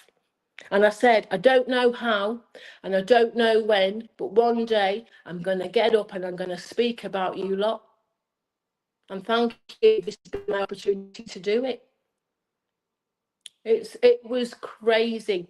So then I was approached by, there's a GP super clinic, and I know the guy that was running it, and he said, hey, Annie, you know, I know stuff's gone on over the way, but do you want to come and work with us? He said, you'd be ideal. You can, yeah, no worries. I go for my interview. Then he has to ring me up and he said, can you come in and see me? And he was so apologetic. He said, I'm so sorry. I have to rescind the offer. He said, because the CEO's got vested interest in here and he knows, and he won't ring it. So then I knew I had to leave. So I had to leave my home at 24 years. I had to leave my children. My grandson at that stage was 5.5. My first grandchild, George, 5.5 months old. He's just started high school this year. So that's what it costs you when you speak up. It costs you everything. And the arbitrator said to me at that meeting with these lawyers, he said, I do believe that they've tried to get you to suicide. And as soon as I heard that, I just went like, still, but no, they're not getting, no way. I'd never give anyone that ever, because I have my own beliefs around things like that, and they're not doing that to me. So then I had to move. I moved interstate. I moved in with my sister Caroline Kaz for about 6 months. And at this stage, I'd also, while I was off work, become credentialed, and I'd also got myself a certificate for. And while I was at the hospital, I'd also been doing a little bit of TAFE work as well. So I'm good to go now. I'm credentialed. I can teach. I can educate. All right. I'll leave the world, and unfortunately I've got to leave everyone that I love behind, but I can show my family that I can be strong. So I hit the floor running, and before too long I'm now in a private sector. Beautiful, completely different to anything I'd experienced. It was like a dream. I was in this beautiful place, could wear my own clothes, everyone was nice. You still had to do your work and look after everyone, but whole different system. And I loved it. But I'd also applied too with the government sector, Queensland Health. And when they found out I was credentialed, they said, will you come and work with us full time? And I said, well, no, I won't, because I've actually been given an opportunity. It was less money, but it wasn't about the money. I was getting myself back. I'm getting back on track. I'm getting my passion back. I'm starting to enjoy my life. And who is this new woman now after all this ordeal that And then, so I start doing 2 days a week here and there for them. So I'm now getting good money and I'm getting all that experience, forensic experience. And then I hadn't been in the private sector for too long, maybe 16, 17 months. And then I was on this shift, which was by far the most horrific shift I've ever been on in my life. Enough to say that during the shift, we had a knife-wielding assailant. There was a major takedown, and this was in 2016. So I'd left just before 2015. So this all happened within a short amount of time.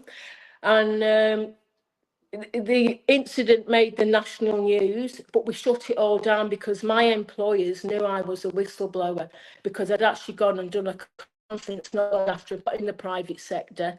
After 5 months, when a female nurse colleague, Jo, rang me up at home telling me she was going to kill herself. So it was still going on. And at that time too, as soon as I was gone, then it was Wendy's turn. And then they got rid of Wendy. So there was, when I heard Jo, I talked her down from killing herself. And Jo knows, and she'll hear this because we've spoken. She said, tell them. Yeah, I'm telling them, Jo. I then decided that no, I need to step up now and really get on. Really, this is crazy how there's bullying going on. There wasn't much of it in the private, a little bit, but nothing to the extent that the ordeal I had or the others coming after me. So I decided I was going to speak, and then I got approached by, we have a Dr. Charlie Teo, and he's not in Australia anymore. He's a Dr. Whistleblower, and he'd heard a few things. And then next thing, a group called Harper, not APRA, Harper, approached me and said, we're doing a conference, and we'd love you to come and talk. And I said, you know what? Count me in. So I went to the conference, and that's on YouTube, and Jones in Nursing. That's the one where I have a little bit of a teary episode when I'm recounting that I can't be with my daughter because she's having a baby. I'm missing all of this because of these people. And so I spoke, and then I've gone back to work, and of course they know, but they were fine. As long as they do, and the CEO was lovely, as long as she's nice, she's approachable, there's no dramas. It's a whole different mindset. So then I've got people reaching out to me. I even had a nurse unit manager from a really remote and rural location telling me that she was going to go home and she wanted to get a 303 gun and go and shoot her director of nursing. This is how bad things were for her. So it was like I started this, it was a catalyst. And yeah, it was crazy. It was maddening. It was scary.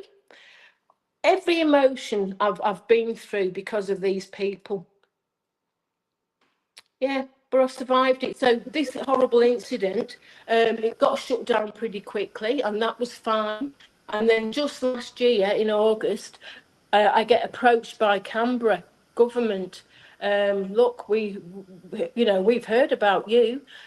We'd like to offer you a citation and the Medal of Bravery for your actions. You've saved several lives, and you've sat in a knife and you disarmed her for 10 minutes. Who are you? And I was like, well, once you accept something like that, it goes public. Just bear with me, guys, because I'm on a low battery. I'm just going to get a charger. I've almost finished.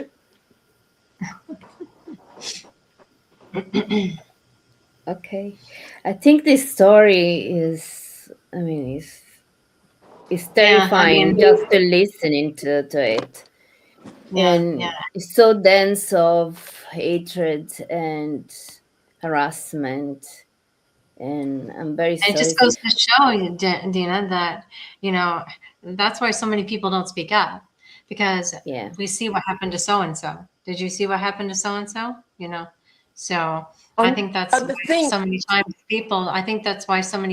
people don't say anything, because they're so afraid of, losing their career, losing their identity, losing their livelihood, first off.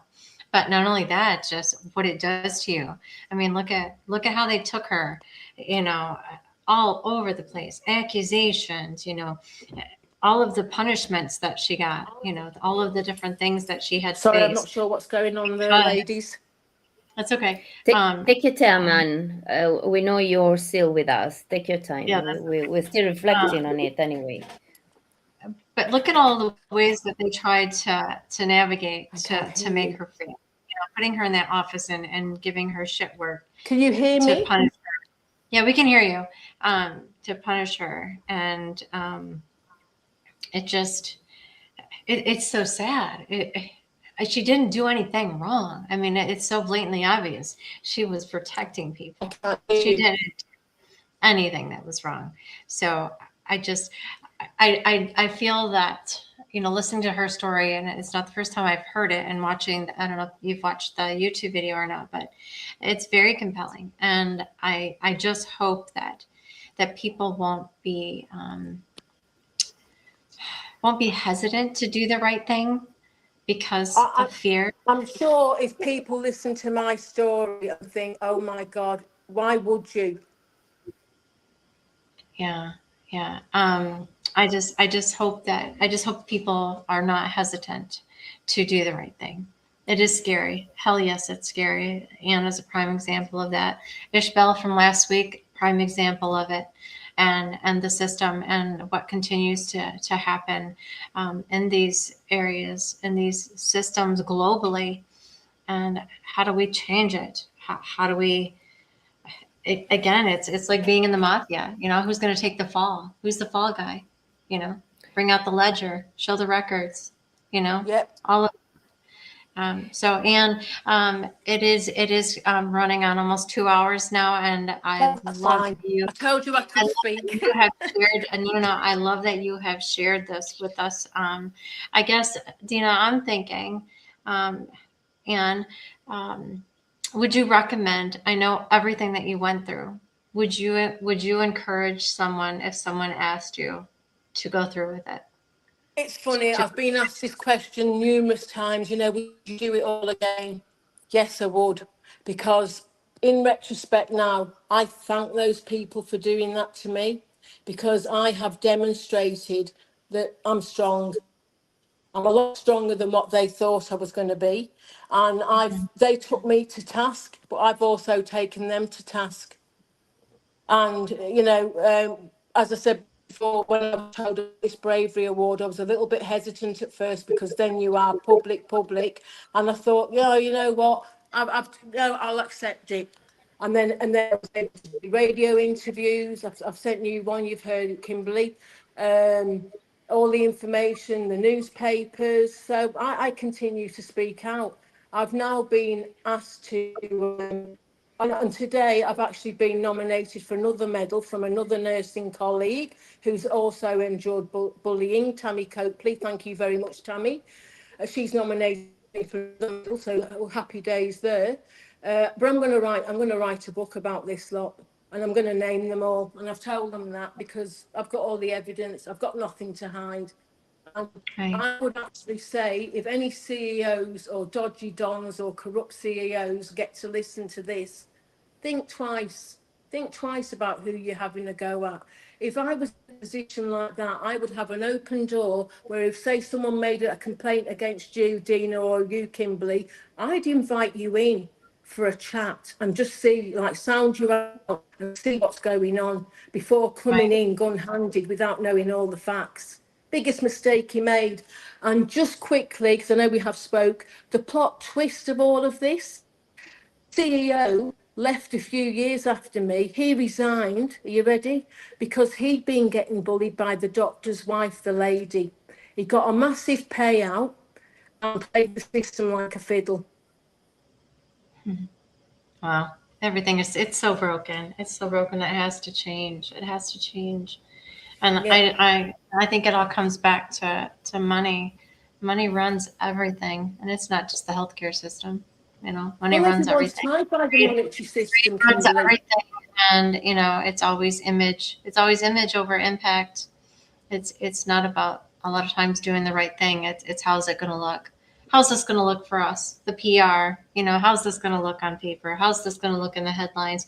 And so on and so forth.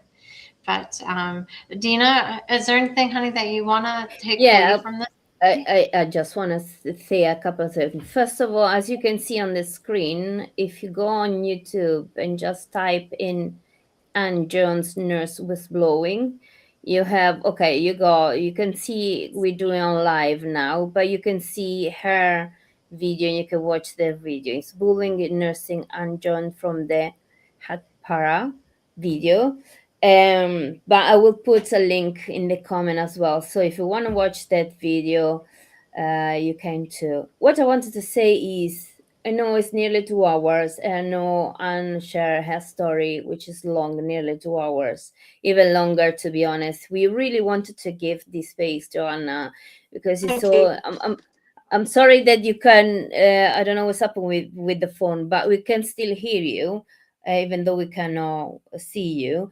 But what I want to say is, we really thank you that you spend this time, even it's very late in night. In night, is early in the morning. It's 2, 3 o'clock in the morning in Australia. So thank you very 5 to much to. 3. Yeah, exactly. So we're so grateful because we really wanted to share your story and we let you speak all the things that happened to you. So many people involved, so many names. I can even catch up because of the many people. What I understood, actually, what we understood from Ishbel last week as well, is that once you've been reported, regardless if you actually did something wrong or not, but if someone start to report you, it's like they start to hive each other. It's like they start to work together against you. And so after one report follow another and another, isn't it, Kimberly? Ishbel said the same thing last week, and so many people, they actually commented from last week also, send us private message, say the same. When you start, people just keep doing the second and the third, and because they want you down. And the intention seems, it was shocking to me what you say actually. The intention is really to make you suicidal. And this is appalling, especially because these come from people working in the healthcare industry. Absolutely. Right? So I'm shocked about it. I'm so sorry. I don't know. I don't know how to express the grief I have in my heart at the moment, listening to this story of yours. I'm so sorry for what when you went through, and also the family problems and the loss of this, you know, 12 even the years. rest of the normal life. I mean, life is up and downs, right? Everyone has their own problem, but it's like living in a nightmare that never ends. You really lose the taste of a normal life. And I'm so sorry, I don't know how to express my grief for that. Well, the thing is, I appreciate those sentiments. I really do, and but I'm in a much better space now because I can talk about it, and I've got nothing to fear. But I am my own boss now. They have no hold over me whatsoever. They lost any respect that I ever had for directors of nursing and CEOs and the establishment with their behaviour. It's appalling, absolutely appalling. But And hey. and chapeau to you. I mean, it's very courageous what you do. I think it's so important, but not everyone is able to put this courage. So really kudos to you. I appreciate you. And the same reason why we want you on a Thank channel you. to the to speak up in the episode and tell your story. All the name they've done, we don't know them, and again we always put a disclaimer at the beginning of the episode, but this is also to protect the viewers, to protect everyone come here and speak up, because these are real stories that happened, right? No one This is a true protect us. story. This is a true story, and no one protect us. So it's important that we start to speak up. But we put all of us, we put our courage, because you need courage to speak up. But what we say with Kimberly is the more we speak up, the more we share these stories, the more we create confidence in people to start to speak up as well, to raise their voice. Unfortunately, the situation is very dark. We can say all over the world because, well, I come from Italy, which is a quite corrupted place, and so I used to these stories, but I started to be shocked to hear that this story happened in UK, in USA, in Australia, a country that I thought were being more meritocratic and less engaged in this kind of crime. And I'm so shocked that really it seems that people hive together to create this mental problem to push the victim to suicide. And this is, to me, is very shocked. We have a few comments that unfortunately I couldn't bring up before because you were talking, so I didn't want really to interrupt you. Again, on the screen you can see the YouTube. You can watch the video from on YouTube. Just type research Ann Jones whistleblower and it will pop up soon. I also have these other that I want to share with the Armchair Medical TV. I don't know how much it's popular, but this came. Let me see if can you see it? Yes, you. Yeah, I believe it's the same video, right, hun? Yes, but this one, go to the Armchair TV, because at the end I call the government out on it. The other ones, Ann Jones bullying in nursing, they cut that bit out. But this one's got the extended version. So go to the Armchair TV and get yourself comfortable with the cuppa and welcome to my world, part of my nursing experience and journey. But I'm in a much better place now, absolutely. So they've done me a favour in hindsight. Yeah, absolutely. So this is the standard, the original version. Kimberly, it's nearly time to close, unfortunately, but are you happy to read a few comments, please? Of course. You're almost done. Okay. Yes, thank you. Yep. So let me stop sharing these. You can, I mean, if you're watching the recording, you can just stop and go and look up. So let me bring up. Yeah, you can start. I think we can start with this one. Yes. Okay. So Naran says bullying, masked under the guise of hierarchy and discipline, constitute a systemic malady that jeopardizes both the psychological well-being of healthcare workers and the integrity of patient safety. It is terrible. Bullying. I mean, yeah, there's nothing good that comes out of bullying. I don't care how you describe it, how you say it, who's experienced it. There's nothing that ever comes good out of that, ever. And it has to stop. Anne say, I mean, experience both in their story and bring up the truth of the story. Yeah. I've got, Lisa. Hi, Lisa. Thank you again for everybody that has stayed for the duration and has taken the time to listen to Anne's story along with Dina and I as we sat here and speechless, obviously, and listen to it as well. So thank everybody who's watching it now, who's been silently or quietly watching, and who's watching later on, watching the recording. Thank you so much, because this story is something that Dina and I really wanted to bring to light, and that needed to be out there.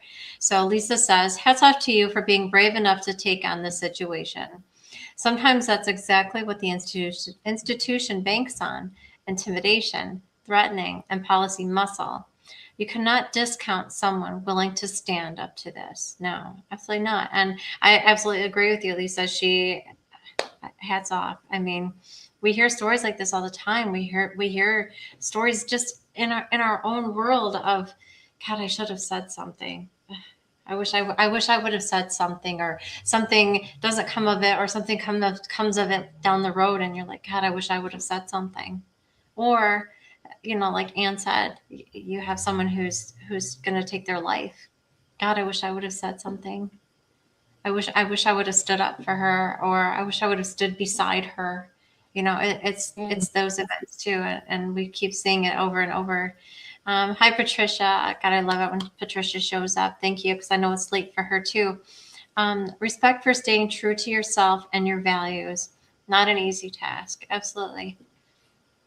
Absolutely. Anna, I can't say enough again for you being here today and for sharing your story. And I don't know if you can kind of hear how choked up I am still about what you've been through, because my God, 12 years and, the time that you lost with your family, and and that darkness, that dark place that you found yourself, that you rose above that, and you came out and you showed them fuckers. Look at me now. Absolutely, I did. I'll just Look at me now. When I was 9 years of age, my father said to me, and I mentioned it earlier, he said, "Don't you ever be frightened of anybody or anything unless you said or done something you shouldn't have said or done." So, and I lost my fear when I read that letter from the stalking patient, when I knew they were using her against me. That's how low they were and how desperate they were. Right. But I will say, and in this I agree with Patricia. For me, you have so much courage, especially when you, throw away the letter with the check. When you throw away the money, say no. I want to accept your money. I want to stay true to myself. And these are admirable. And thank you very much, because I don't think that many will be able to do this. After going through all this stuff and, bring on the table your courage to be able to, stay through for your on yourself, going through this process, then they offer you money to just they told you, just live your best life, just disregard everything. What it happened, it was just fluff, doesn't matter. Now take the money and go live your best hush of your money. life. That's hush money. That was hush money. Hush it. That was hush money. Exactly. So we're so proud of you, Anne, and for what you did, what you continue to do, and thank you very much for coming and tell us your story. Kudos to you, and yes. I'm in a good space, ladies. Thank you for the opportunity to speak. And anyone that is listening to this, go and speak with someone. If you feel it, use your intuition, your nurses, you know when something's not right. Document everything. Have a witness. But most of all, be loyal to yourself. Know that you aren't the one doing something wrong. And if you have a mistake, you don't have to be crucified for making a mistake. We're only human. Yeah, exactly. But above all else, look after each other, because that's what it's about. And if So Anne, let me ask you, if this is happening to someone in Australia, is there local, is there some sort of resource for them to reach out anonymously, to get the support? You can put my email in your link, and if someone wants to reach out, they can email me and I'll get to them. Okay. Absolutely. Yeah, that would be awesome. I'm sure after seeing this, there's going to be several people probably that are like, in that situation. There's been many that is in that situation that will be like, God, where do I start? How do I go about this? So, I appreciate it. No, I will help, because I've helped a lot of nurses, and I'm happy to do so, because I wouldn't wish what they did to me on anyone. I really wouldn't. Yeah, I believe so. Thank you. Right. Yeah. My pleasure. All right. Good night and God bless. Oh, honey, thank you so much. Thank you. Much love. I don't know, we can't hear you anymore, but we appreciate it so much, and thank you very much.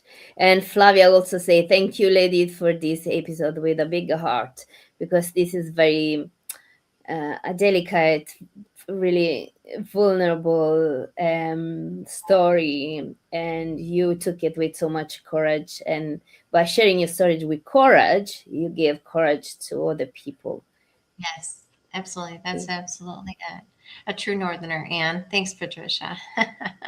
So, anybody that is not following Anne as of yet, you can find her here on LinkedIn. Again, watch the YouTube video. Dina is going to put that in the comments for everybody.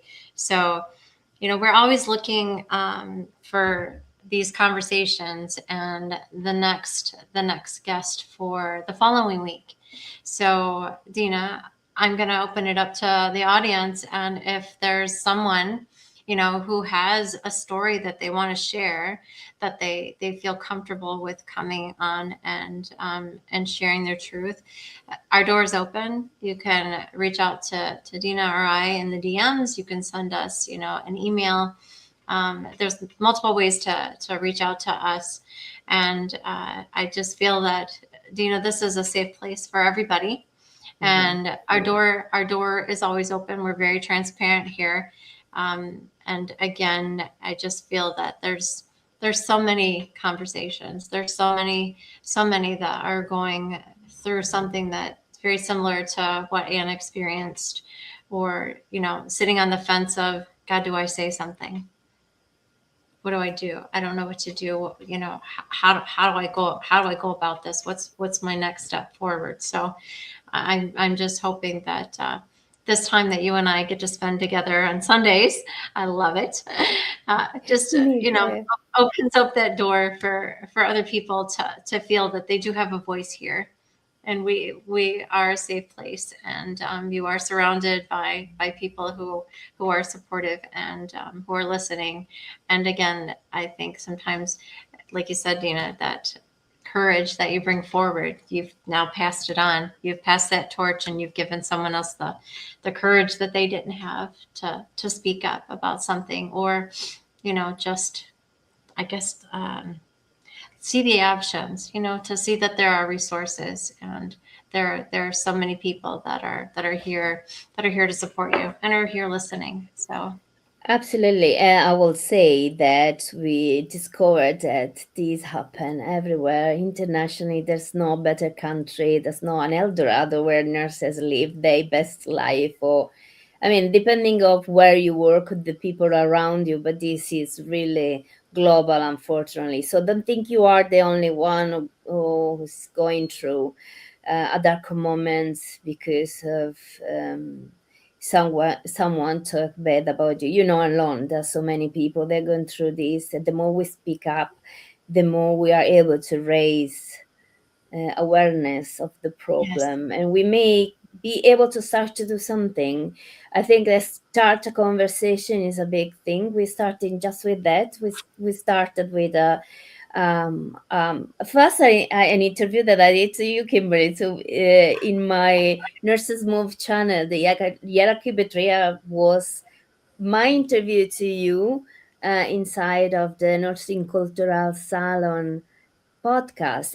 But because we saw the traction, because we saw how people were engaged, we decided to take a courage and say, okay, let's talk about this program. Let's talk about this situation.